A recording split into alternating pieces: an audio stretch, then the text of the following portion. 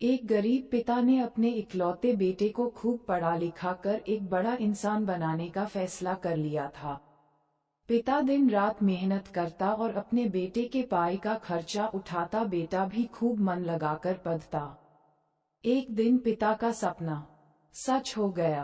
बेटा पढ़ लिख कर बहुत बड़ा आदमी बन गया और उसने अपना खुद का व्यवसाय शुरू कर लिया और उसमें बहुत सफल हो गया। एक दिन बेटा अपने बड़े और आलीशान ऑफिस में बैठा हुआ था, तभी उसके पिता उसका ऑफिस देखने आए। बेटा अपने ऑफिस की शानदार कुर्सी पर बैठा हुआ था। पिता को देख बेटा खुश हो गया और अपनी कुर्सी से खड़ा हो गया।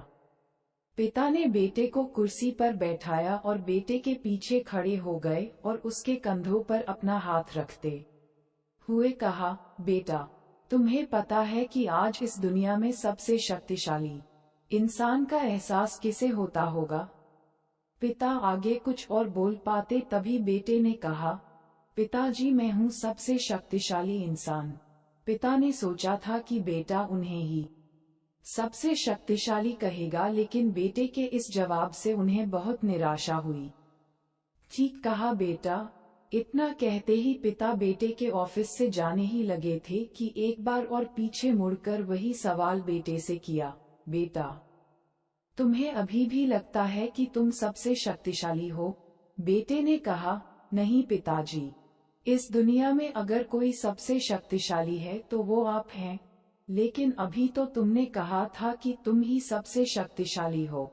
पिता ने फिर पूछा, हाँ, वो मैंने इसलिए कहा था क्योंकि उस वक्त दुनिया के सबसे शक्तिशाली इंसान के हाथ मेरे कंधे पर थे। इसलिए उस वक्त मैं खुद को सबसे शक्तिशाली महसूस कर रहा था। बेटे ने जवाब दिया। ये सुन पिता की आंखों में आंसू आ गए और उन्होंने अपने बेटे को गले से लगा लिया। माता पिता हमारे जीवन का आधार हैं। यदि उनका आशीर्वाद है तो हम इस दुनिया के सबसे शक्तिशाली व्यक्ति हैं। अपने माता पिता के आशीर्वाद के बिना हम कुछ भी नहीं, इसलिए हमेशा अपने माता पिता की आज्ञा का पालन करें।